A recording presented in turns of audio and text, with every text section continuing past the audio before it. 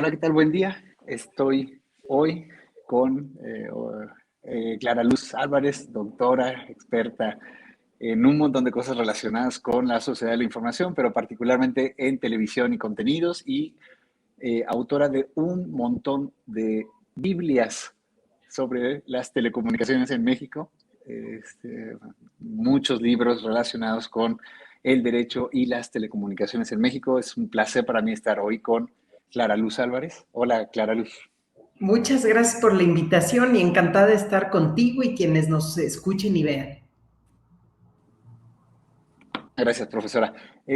Antes que nada, pues lo de siempre, yo te agradezco muchísimo todo el acompañamiento que me has dado a lo largo de muchos años ya, ayudándome a entender un montón de fenómenos relacionados con la economía digital, con las telecomunicaciones, con la sociedad de la información. Y hoy, particularmente, me encanta tenerte aquí para platicar sobre un fenómeno gigantesco, muy, muy reciente, y que ha penetrado los domicilios de prácticamente todas las personas que tienen este poder adquisitivo para alcanzarlo, pero bueno, se ha vuelto un servicio indispensable, que son los servicios de video en streaming o servicios tipo Netflix, Disney Plus, HBO Go, Star Plus. Bueno, son, digamos que disponibles en México hay alrededor de 20 servicios. Clara Luz, antes de continuar y darte el micrófono, ¿cómo hay que llamarlos? ¿Cómo es el término con el que hay que llamarlos popularmente? Pues yo creo que lo que más se acostumbra ahora es el streaming, que es la palabra en inglés, que es para enviar, streaming es un concepto que viene de la informática, que es cómo se está enviando los bits y los bytes a lo largo de una transmisión. Pero este concepto, este anglicismo de streaming es el que más he escuchado. Hay otras maneras de designarlos como las famosas OTTs, Over the Top, por sus siglas en inglés, pero yo creo que lo más común es streaming y ese lo oigo por todas partes. De acuerdo, muy bien. Entonces, digamos que les llamaremos así, entonces servicios de streaming, y digo, para hacer mucho más preciso, los que vamos a trabajar hoy es servicios de streaming en video, ¿no? Porque también hay Exacto. servicios de streaming en audio, ¿no? Como esta compañía Spotify sueca, enorme, ¿no? Gigantesca, o otros servicios como Google con radio en vivo y Apple y, bueno, tantos. Eh, Clara Luz, pues la pregunta detonante es una pregunta un poco amañada, ¿no? ¿Cuál es el mejor servicio de streaming, ¿no? ¿Cuál es el servicio que hay que contratar? Y no sé si me puedes ayudar con tu Claro respuesta que muy sí, personal.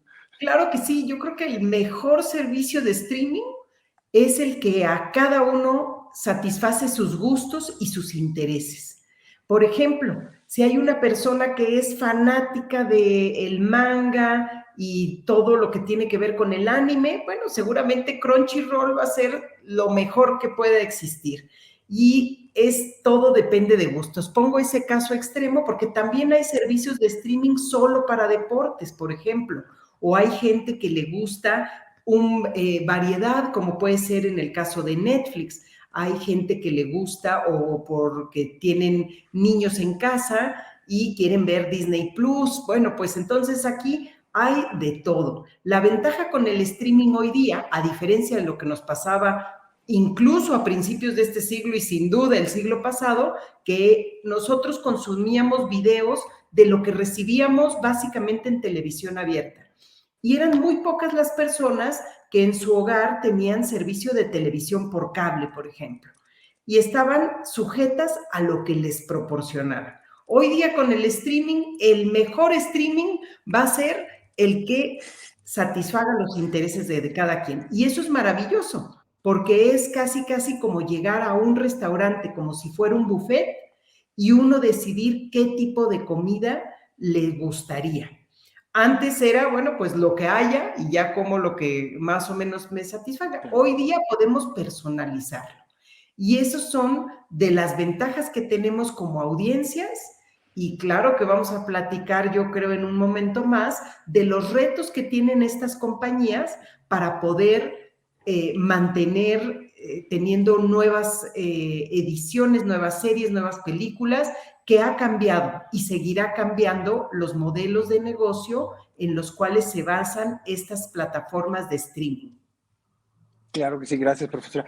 Yo a veces lo pienso como, cuando pienso en la pregunta sobre cuál es el mejor servicio de streaming en video, y entre tanta oferta que hay, recuerdo como estas expresiones tan populares ahora relacionadas con la vacuna, por ejemplo, cuando preguntan cuál es la mejor vacuna, pues es la que te toca, dicen, ¿no? Así que cuál es el mejor servicio, pues como dice usted, para el que te alcanza y el que satisface tus necesidades. Y hay otro E también que es el de cuál incluso, es el mejor colegio para tus hijos. Y sí, pues el el que que está está más más cerca de tu cerca. casa. Sí, pero fíjense, aquí la ventaja, ahorita estoy pensando en otro servicio de streaming que quizá algunos conozcan y otros desconozcan, que es gratuito y que está bastante bueno, que es MX Play. MX Play es un servicio de streaming donde tienes series, películas, entrevistas, que puedes acceder a canales de televisión abierta de medios públicos, es decir, medios que están a cargo del gobierno, como puede ser Canal 22, Canal 14, Canal 11, etcétera. Entonces, MX Play es gratuito, entonces quizá también hay, siempre tenemos en mente Netflix, Disney Plus, HBO, pero también hay propuestas nacionales con contenidos bastante interesantes, culturales, de entretenimiento y también de debate político. Entonces, sí, lo que más nos Claro, satisfaga, a lo que nos alcance y también saber que hay algunos gratuitos.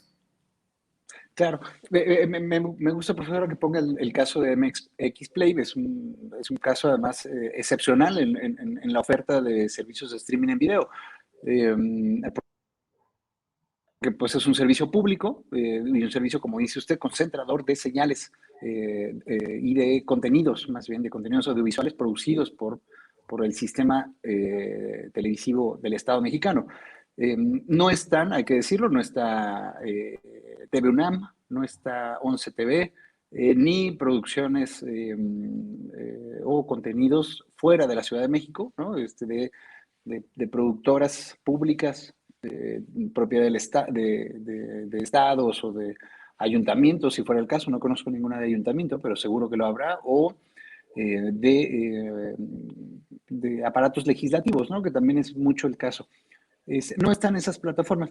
Me llama la atención, profesora, con este servicio en particular, que no es un servicio que produzca contenido original para la plataforma, sino que más bien es un derivado digital de la señal abierta, como se ha dicho mucho de los podcasts que vienen, que fueron originalmente creados para la radio. Este, ¿qué destacaría además de ser un replicador de la señal pública, de lo que ya fue transmitido originalmente para el formato televisión? Yo creo que este es un punto positivo porque estamos viendo que se abren nuevas ventanas. Antes, las ventanas en las que se difundían contenidos audiovisuales estaban limitadas a la televisión abierta, televisión de paga como televisión por cable y al cine. Y podía uno adquirir, digamos, rentar una película o comprarla, etcétera, pero estaba muy limitado. Hoy vemos que una misma transmisión, que puede ser, por ejemplo, en televisión abierta, como puede ser Canal 14, que es un medio público, también tiene a través de televisión por cable, porque se difunde a través de la señal retransmitida del Moscarri y del Mostoffer, y además se puede ver en Internet. Pero tocas un punto muy importante. Si nosotros nos fuéramos al origen de los streaming, nos daríamos, y además hablamos de los orígenes hace 10, 15 años a lo mucho, no estamos hablando Sí, del claro. pasado o del siglo pasado. Y este es importante porque inicialmente se empezaron a transmitir contenidos que no eran originales. Empezó a evolucionar los modelos de negocios, empezó a generar mayor clientela, mayor audiencia para los servicios de streaming, y entonces estas compañías como Netflix, que es, digamos, el emblema porque fue pionera en el caso de streaming, empezaron a producir contenidos originales. Entonces, ahí es donde empezamos a ver que empiezan a haber distintos tipos de servicios de streaming.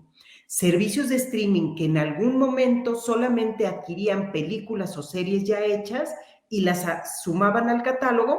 Después empezaron a contratar producciones independientes, que esto es algo importante con algunas plataformas de streaming, como el caso de Netflix, que no solo son las grandes productoras, ustedes se imaginan como era antes, ¿no? Eran las grandes productoras, por ejemplo, de Hollywood, que producían en su propia casa.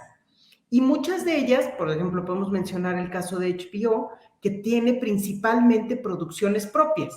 En el caso de Netflix, tiene producciones originales que son hechas por encargo de Netflix, pero también adquieren producción independiente. Puede ser producción independiente en México o en cualquier otro país. Entonces, en el caso de MX Play, sí, efectivamente, es solamente una ventana digital respecto de los contenidos que ya se difunden en televisión abierta. Seguramente en un futuro evolucionará 100%. Todo esto está cambiando diario. Incluso hoy día algunos televisores, como por ejemplo los de, y no es para hacer publicidad a una marca, pero lo que estamos viendo en algunas marcas lo vamos a empezar a ver replicado. En el caso de las televisiones nuevas, Samsung ya te incluyen canales gratuitos digitales. Entonces, esto quiere decir que ya la competencia de streaming no son solamente plataformas por internet, sino que también pueden ser dispositivos o televisores inteligentes que empiezan a competir en el mismo mercado. Entonces, vamos ampliando el rango. Cuando vemos algunas de las prácticas que hacen estas empresas de streaming, tenemos también que comprender que hay una competencia feroz en los servicios de streaming. Así podemos ver que ya hay propuestas o alternativas donde, por ejemplo, HBO inicialmente era solamente el servicio donde uno pagaba por el servicio de streaming y lo recibía. Como están enfrentando una competencia férrea, tienen que producir nuevos modelos de negocio y ya se lanzó, no sé si en México esté disponible, pero en Estados Unidos sí, un servicio donde insertan ciertos anuncios y tienes una tarifa reducida. Entonces, nosotros vemos con mucho glamour a Netflix, a Disney Plus, a HBO, pero están enfrentando competencia férrea. Una de ellas es la de Amazon Prime, porque bueno, tiene muchas implicaciones, como tú, José, lo sabes y como se imaginará la audiencia, por el tamaño de Amazon. El tamaño de Amazon hace, y ya pasó con el tema de los libros, que fue un desafío en Estados Unidos. Muchas empresas que eran grandes empresas de lo que se conoce como el brick and mortar, que quiere decir las empresas físicamente establecidas, que desaparecieron, todas esas grandes librerías desaparecieron. Entonces, bueno, hay grandes competidores como también Amazon Prime, que tiene no solamente el nicho del servicio de streaming, sino que es todo un universo adentro de Amazon, porque al mismo tiempo que es un mercado, es una librería, es una que distribuye ya comestibles y también está en el servicio de streaming.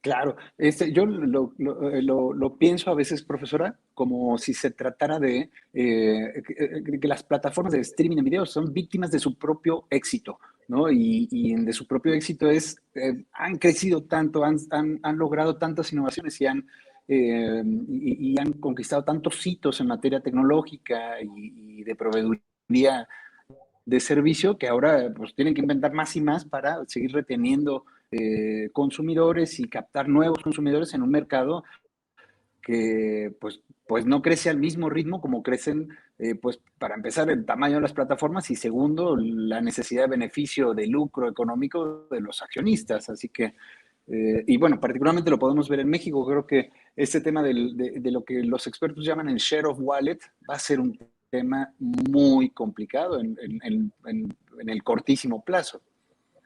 Sí, y fíjense, ¿Qué nosotros como audiencias mismas lo podemos analizar.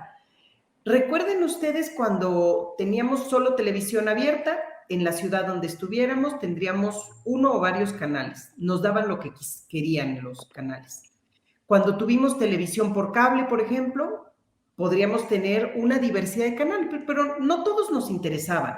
Probablemente, aunque nos ofrezcan, por ejemplo, en servicio satelital, tienes derecho a 500 canales, pero al final las personas seguimos viendo unos cuantos canales de estos, o quizá 2, 3, 5 canales, esporádicamente uno que otro.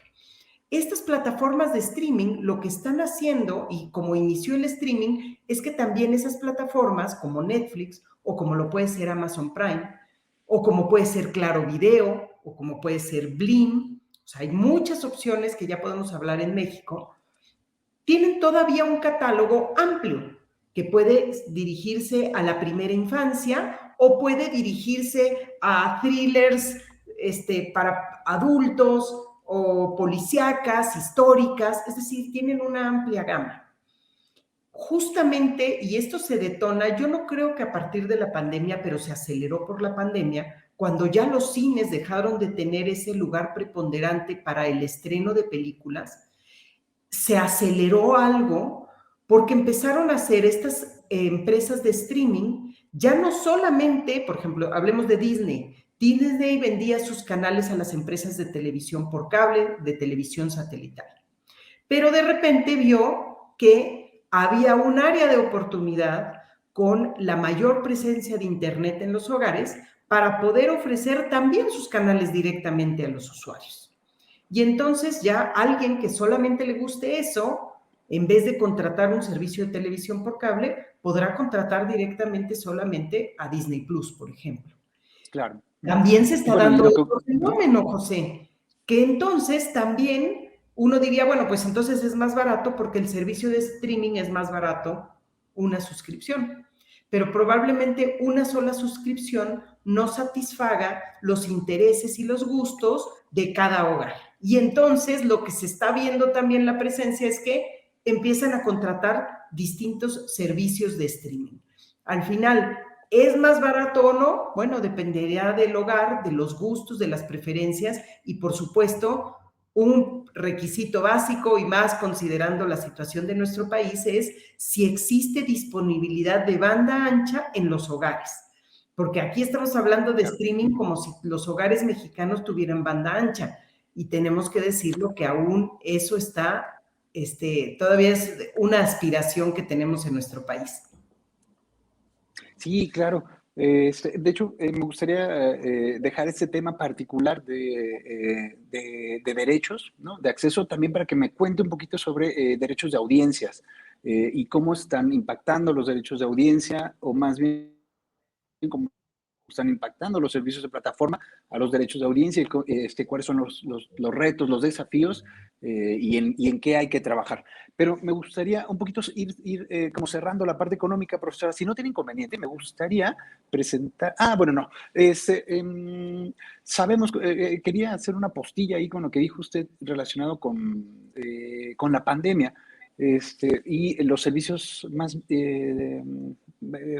bueno, el goce de los servicios de cine, ¿no? La caída brutal que tuvieron. PwC México, la consultora esta, que también hace verificación y estudios de audiencia, ¿no?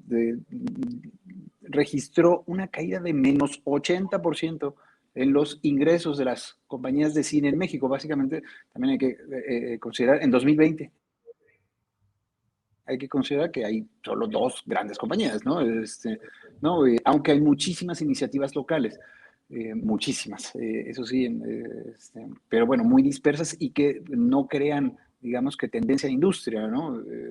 Pero bueno, una caída de menos 80% y el único servicio que creció sustancialmente fueron los servicios de streaming en video, con una cuarta parte de valor, ¿no? Si en 2019 vean creado un valor de 100 millones, ¿no? En 2020 crearon 125, así que la verdad es que sí estamos ante una situación bastante interesante en materia de servicios. Profesora, en particular, y hablando sobre la competencia, y dijo usted una competencia feroz de los servicios de telecomunicaciones. Eh, eh, Además de conquistar bolsillos y conquistar corazones, ¿qué más se encuentra en la competencia? ¿Qué es lo que vamos a ver próximamente? Usted en su estudio, y es el estudio que me da pie para conversar con usted hoy, profesora, es el estudio relacionado, bueno, voy a leer el título, que es Panorama actual de ventanas de difusión de contenidos audiovisuales. Y es un estudio que usted publicó este año, en el primer semestre del año, para ver cómo estaba la industria y encontrar algunas líneas de acción en materia de política pública. Y allí en ese estudio que a mí me pareció increíble, profesora, por la profundidad en la que usted llegó, es que hace usted una lista de los servicios que ofrece cada servicio, cada plataforma de streaming, ¿no? Desde los que usted ya mencionó hoy, que son catálogos particulares para primera infancia, para adultos que gustan los thrillers, para adolescentes que no sé qué, bueno, hasta transmisiones en vivo, formas de pago, plataformas que ofrecen el servicio sin publicidad, con publicidad reducida. ¿Qué es lo que vamos a ver en términos de competencia en los próximos meses, años? Digo, y lo constriño mucho en tiempo, porque esto está caminando muchísimo, ¿no? Muchísimo, muy rápido. Lo que se está viendo, no solo en streaming, sino en muchas áreas, es que en esta era digital hay, se puede decir, un gran riesgo, que es lo que se conoce como el efecto portafolio. Y voy a poner el caso de Amazon, que es, digamos, el más ilustrativo. Amazon ya tiene una presencia global que inició como un mercado para el intercambio de mercancías, pero que fue creciendo. El efecto portafolio quiere decir que si ya tengo yo una plataforma para mercado, después incorporo la plataforma de librería, luego incorporo la plataforma para vender comestibles y después incorporo el tema de streaming. Es decir, tengo tal tamaño que puedo aprovechar lo que se conoce como las economías de escala y alcance para añadir un nuevo producto. ¿Esto qué quiere decir? Que una de las cuestiones que podremos ver, no se sabe, pero sí se ve que está habiendo una concentración, es que es muy difícil que existan nuevos competidores o competidores disruptivos para estos grandes ecosistemas donde ya tienen todo, como lo estoy mencionando en el caso de Amazon. Por eso se tiene que distinguir cada uno de los servicios. Si comparamos el tema de Amazon versus el tema de Netflix, bueno, son cuestiones distintas. Lo que estamos viendo, por ejemplo, en Estados Unidos, es que AT&T, que es, digamos, fue en algún momento el siglo pasado el Telmex estadounidense, posteriormente tuvo muchos desafíos porque la vendieron en cachitos y luego la original estuvo a punto de morir y la compró otra, pero sin meterme en esos detalles, esa empresa que también tiene servicios de celular, hoy día ya está apostando hacia el tema del streaming. Entonces es un caso distinto al de Amazon, porque es originalmente un operador de telecomunicaciones que ve un brazo en el tema de streaming. Si nosotros vemos el caso mexicano, tenemos América Móvil, que es la controladora de Telmex y de Telcel, también tienen Claro Video. Y Claro Video inició con una apuesta muy sencilla, su catálogo de películas era muy pequeño, sin embargo, hoy podemos entrar a Claro Video y vemos cómo están integrando un catálogo importante, interesante. Nuevamente, estamos viendo empresas de telecomunicaciones. Sí, bueno, y además incorporando, como usted decía hace rato, servicios terceros pues para la proveeduría, ¿no? En este caso, pues está incorporando Paramount, ¿no? Recientemente. Exacto. Y por ejemplo, nada más para cerrar el tema de América Móvil, también vemos que América Móvil ahora tiene Claro Shop. Entonces, estamos viendo el crecimiento también de estos grandes ecosistemas que pueden tener otro tipo de riesgos que sería materia para otra conversación, que son los temas antimonopolios o anticoncentración. Sí, sí, sí. No lo mencionó usted, o sea, lo dejó implícito, pero bueno, hay que recordar que AT&T es dueña de HBO, por ejemplo, o de CNN, ¿no? Así que, pues de eso es lo que usted está hablando, sobre esta posibilidad de que una sola compañía ofrezca múltiples servicios y algunos servicios relacionados. Yo a veces lo pienso como si se tratara de una compañía que provee el tubo por el que pasa el agua, ¿no? Pero que además es dueña del agua, ¿no? Entonces, pues digamos que, que sí hay algunos problemas posiblemente de concentración. Esto me da pie, profesora, a avanzar aparte de la regulación o del ejercicio de derechos. Y particularmente usted tiene, entre todas las cosas que hace, que la verdad tiene usted días como de 36 horas, profesora, No está el tanto, no de tanto. la defensoría de las audiencias. No tanto, solo de 34. No, pero fíjate, ahí tocas un gran tema que es una de lo que sí le he dedicado muchas horas de mis días, que es el derecho de las audiencias. Y fíjese que en el caso mexicano, la Ley Federal de Telecomunicaciones y Radiodifusión únicamente consideró audiencias a aquellos que escuchamos la radio o vemos la televisión abierta o por cable, pero dejó fuera a todas las audiencias que son de streaming. En estricto sentido, cualquiera de ustedes que vean un servicio de streaming son audiencia para efectos prácticos. ¿Por qué? Porque están consumiendo contenidos audiovisuales en la forma de programas, de series, de películas, etcétera. Bueno, pues aquí también hay todo un gran tema, porque en México lo que se ha acostumbrado es que si tenemos una queja contra nuestro proveedor de streaming, se va con la Profeco, con la protección al consumidor. Pero si hay un tema de audiencias, si hay un tema que puede ser que yo diga, oye, este programa de streaming me lo clasificaron como para audiencias infantiles, pero cuando yo veo el contenido me brinca porque es un contenido que debería de ser para adultos, por ejemplo, vamos a poner ese caso. No tengo conocimiento que haya habido un incidente así, pero imagínense que se diera. ¿Quién me defiende, no? Tengo que ir con Profeco. Profeco es la autoridad que Claro. tendría que estar monitoreando estos contenidos.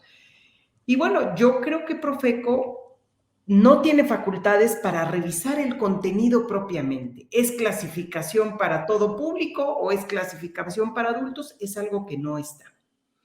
Profeco sí tendría o sí sería la autoridad si, por ejemplo, yo pago un servicio de streaming que me ofrece algo y a la mera hora no tengo acceso a eso, porque como consumidora me ofrecieron, por ejemplo, 50 películas al mes y solamente hay 30. Ahí sí hay un tema para Profeco. Pero en los otros... Profesora, la estoy perdiendo, no sé si es mi comunicación o... hola, algo pasó en mi internet, mi conexión a internet, así que tuvimos que cortar la grabación y volver a iniciarla. Discúlpeme, profesora, y muchísimas gracias por seguir aquí en la conversación. Y me estaba diciendo, profesora, estaba platicándome sobre los géneros, ¿no? Y la identificación del tipo de contenido que estaba disponible en las plataformas como parte de un derecho de las audiencias que no fue contemplado para quienes consumen contenido a través de plataformas de video, que seguramente es lo mismo para quienes consumen contenido a través de plataformas de streaming. Sí, y fíjense que ahí, son de las cosas que están, digamos, sujetas a debate, porque cuando hablamos de derechos de las audiencias, la ley sí contempla aquellos para quienes son televidentes de televisión abierta o restringida y para radioescuchas. Entonces, hay una pregunta en el aire, es, ¿qué pasa con las audiencias de streaming? ¿Requieren tener esos derechos? ¿Requieren tener una defensoría de la audiencia, es decir, donde yo pueda ir a presentar una queja? Y bueno, esos son de los temas que se debaten, si debería de haber una homologación entre las ventanas tradicionales, llámese televisión, radio, con el servicio de streaming. A mí me da la impresión que eventualmente puede haber cierta regulación en el siguiente sentido. Hay grandes diferencias entre la televisión abierta y un servicio de streaming. Por ejemplo, una de las cuestiones de las audiencias que necesitamos siempre proteger son a las audiencias infantiles. En el caso de la televisión abierta son los horarios, esa es la única manera al día de hoy. Seguro en un futuro las televisiones podrán tener sus controles parentales. Cuando nosotros hablamos de streaming, los servicios de streaming normalmente presentan ciertos controles parentales y cada persona, cada hogar puede programar los contenidos que pueden ver distintos perfiles. Entonces, esa es una manera de controlar y proteger a la infancia. Sin embargo, podrían surgir otros temas. O sea, no sabemos si alguna plataforma de streaming pudiera estar presentando contenidos que son inapropiados porque puede ser que inciten a la violencia o cualquier otro tema. Bueno, pues ahí sería el tema, ¿quién puede proteger a esas audiencias? Al día de hoy no ha habido iniciativas y en el mundo no existe como tal algo específico, pero sí está la discusión al respecto. Claro, profesora, bueno, y además como parte de los derechos de audiencia son los derechos de la audiencia para conocer el origen del contenido, no solo el género del contenido, y quiero referirme particularmente a la publicidad, que también es un tema no regulado dentro de las plataformas, sino me refiero a la publicidad tradicional, ¿no? Del display, de los banners, ¿no? De los comerciales, ¿no? Ahora el pop que aparece y te dice compra, compra, sino pues de esta publicidad nativa que, ¿no? Se mete dentro de los contenidos y pareciera que es una cosa muy natural, muy orgánica y que todo el mundo toma determinado refresco ¿no? En la película, ¿no? O que ven determinada o que compran determinados marca de carros y, ¿no? El product placement y todas esas cosas. ¿En qué situación nos encontramos en esta parte del derecho de las audiencias en materia de publicidad y de transparencia? Bueno, muchos de regulación de publicidad, por ejemplo, la sanitaria, es perfectamente aplicable. O sea, sanitaria me refiero a productos medicinales, ortopédicos, etcétera. Es perfectamente aplicable la regulación de publicidad, aunque esté en streaming o aunque esté en internet. Es decir, no por estar en internet ya están en un territorio donde estén ajenos a la regulación. Uh-huh. Lo que sí es cierto es que no hemos visto ejercicios de las autoridades, COFEPRIS o Profeco en su caso, en temas de servicios de streaming, o al menos no ha sido conocido. Y ahí hay todo un tema, ¿no? Todo un tema. Porque si la regulación para publicidad se ha expedido, es porque hay una razón de interés público.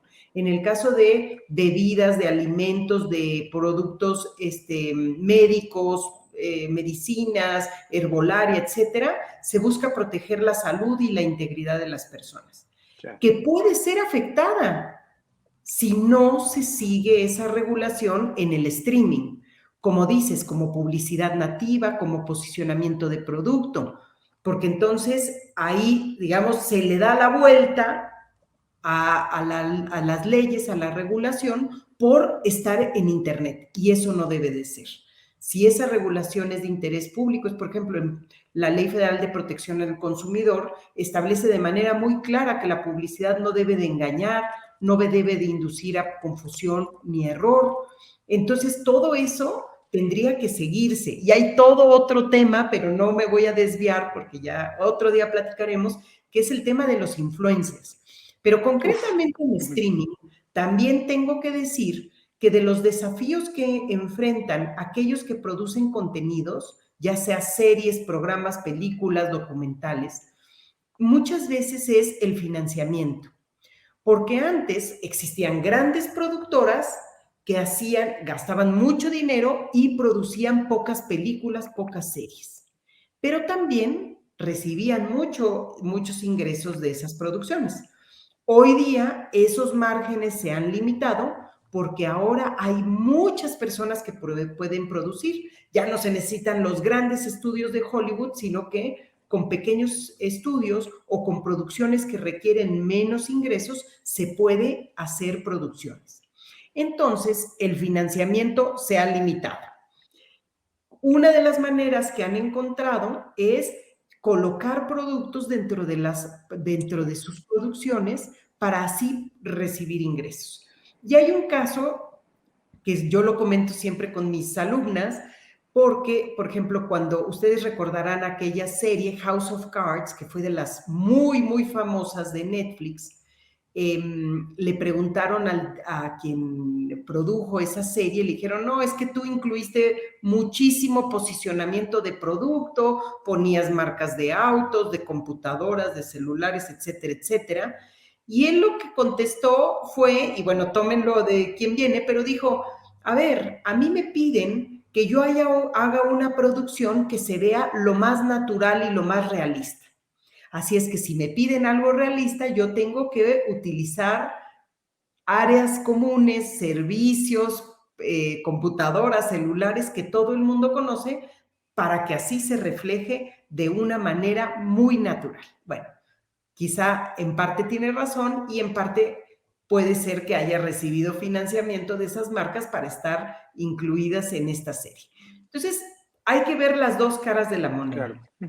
Por una parte es la necesidad de financiamiento, pero por otra parte también decir que se necesita una protección al consumidor, protección a las personas que están viendo productos medicinales, herbolarios, porque esa publicidad puede entrar en las audiencias, en nuestras conciencias de una manera mucho más sutil que la publicidad tradicional.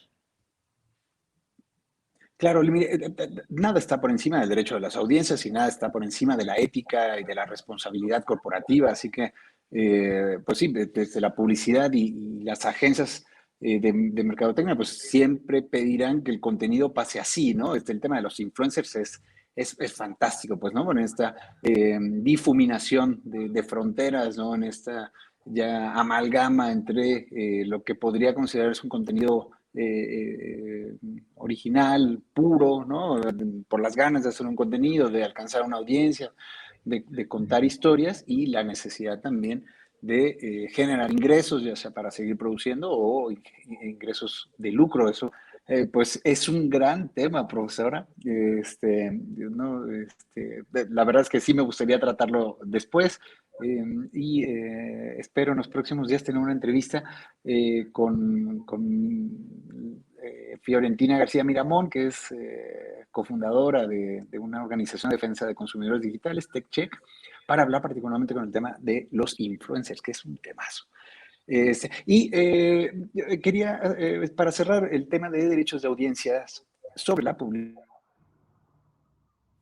bueno, tuvimos este caso este año, de año electoral, estamos grabando en esta comunicación el 25 de noviembre de 2021, pero el 6 de junio de este año en México hubo elecciones.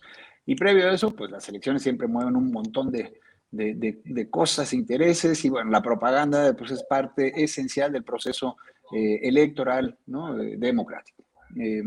Pero hubo un caso particular que fue una alcaldesa haciendo product placement de sí misma en una transmisión de Netflix. No sé si usted conoció el caso, profesor. Sí.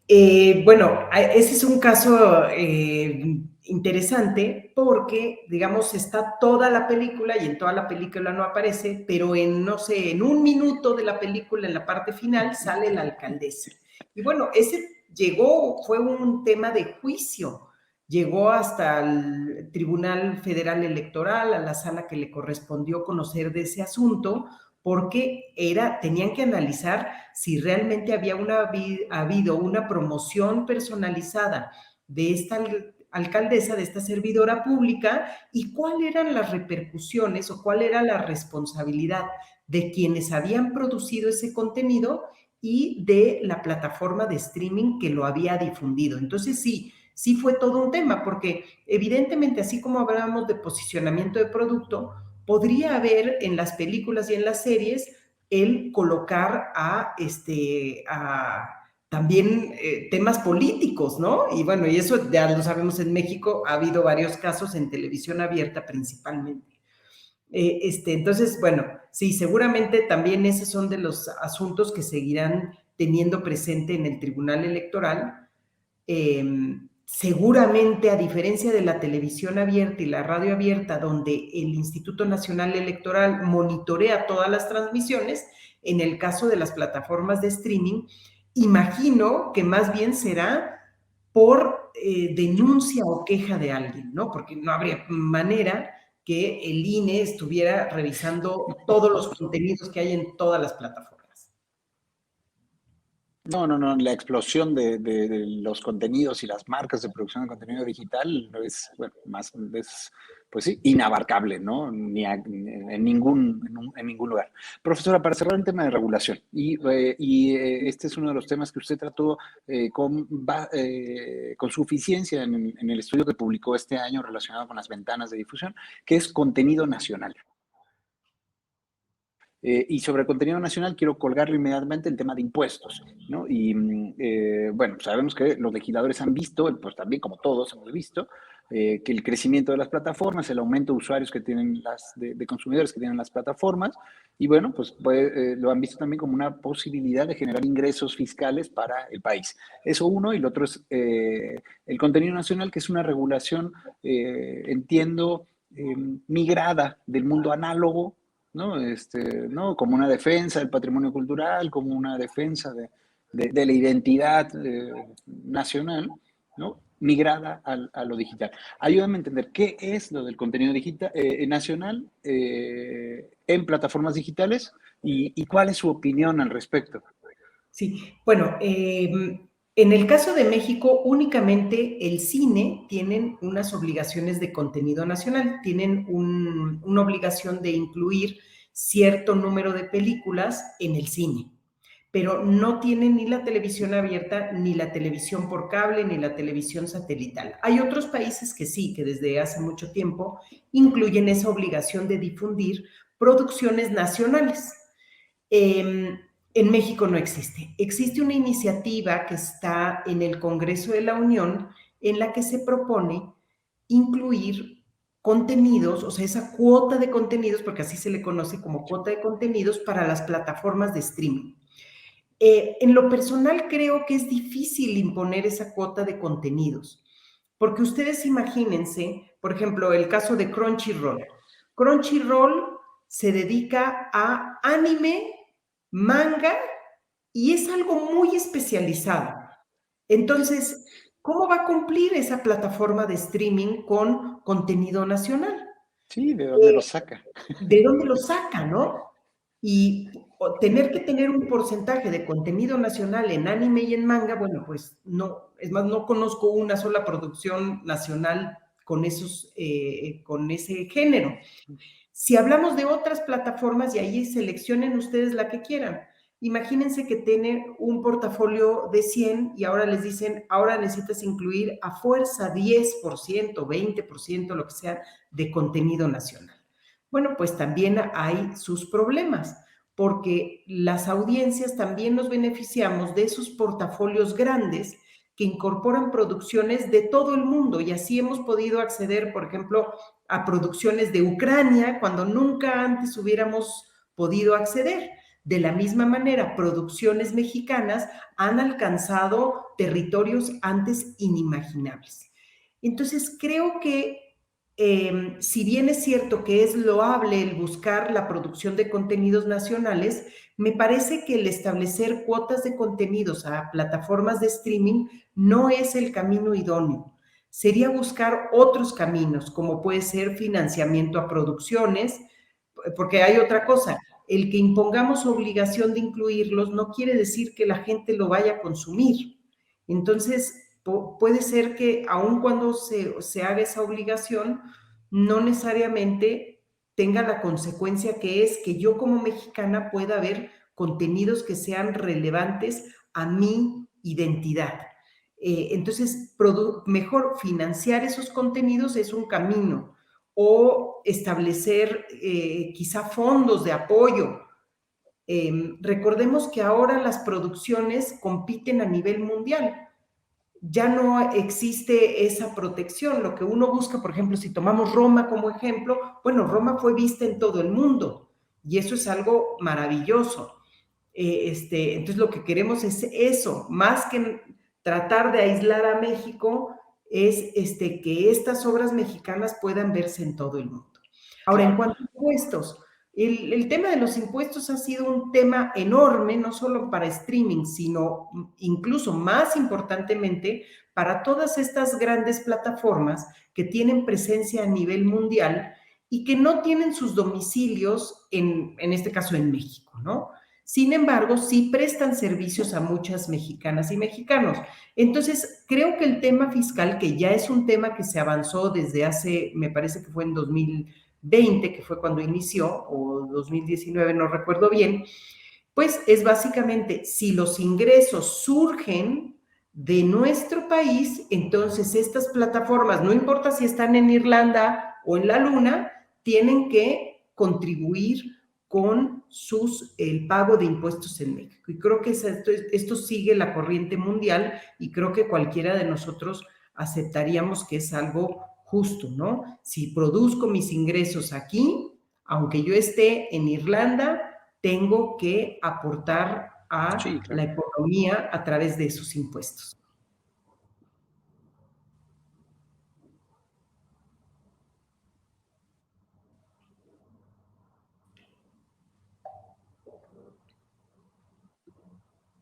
Sí, bueno, el tema de impuestos es otro tema enorme, gigante, y bueno, la verdad es que de los servicios de streaming en video, que pues como usted ha dicho varias veces en esta conversación, da para temas particulares de conversación. Profesora, pues le agradezco muchísimo, muchísimo, muchísimo que se haya tomado el tiempo, como siempre, la generosidad para ayudarme a entender los fenómenos con todo lo que usted sabe. Le agradezco muchísimo. Me hizo, me hizo falta preguntar lo último. En el tema de la cuota de contenido, ¿ve usted mano negra? ¿Ve usted que en el fondo en realidad es una intención de los legisladores para este, beneficiar a determinados actores económicos? Pues yo creo que si la idea original es activar a la producción nacional, esa no creo que sea la mejor manera. Uno de los aspectos que se ha manejado es que puede ser que tenga incentivos para aquellas empresas de televisión abierta y de televisión de paga. ¿Por qué? Porque aquí tendríamos, o sea, si prosperara esa iniciativa, tendríamos que el cine tendría cuota de contenidos, streaming tendría cuota de contenidos, pero no tendrían cuotas de contenidos televisión abierta, ni televisión por cable, ni televisión satelital. Entonces habría un trato discriminatorio. Entonces, de lo que se ha manejado es que probablemente quienes saldrían beneficiados podrían ser las empresas televisoras mexicanas. El tema de contenidos nacionales y el tema de producciones nacionales es un tema que ha estado en la agenda en el mundo entero desde hace muchas décadas. Creo que es algo importante no dejarlo de lado. Sin embargo, hay que buscar cuál es el mecanismo idóneo para lograr la finalidad que queremos, que hayan producciones de contenidos nacionales de calidad y que puedan competir y difundirse a nivel internacional. Claro, bueno, como usted decía, de calidad, pero y al mismo tiempo interesantes, ¿no? Porque podríamos tener algo de muchísima calidad técnica en materia de guión, en materia de producción, pero bueno, también que nadie ve. Y me gustó que usted dijo eso, ¿no? Bueno, que haya la posibilidad de verlo no significa que se vaya a ver. Bueno, profesora, le agradezco muchísimo ese que se haya tomado el tiempo, que haya estado aquí conmigo explicándome. Muchísimas gracias. No, la agradecida soy yo por haberme invitado a este espacio, al cual le deseo mucho éxito. Muchas gracias, José, y gracias a Gracias. quienes nos escucharon. Gracias, profesora. Cuídese mucho. Buen día. Hasta luego, hasta pronto.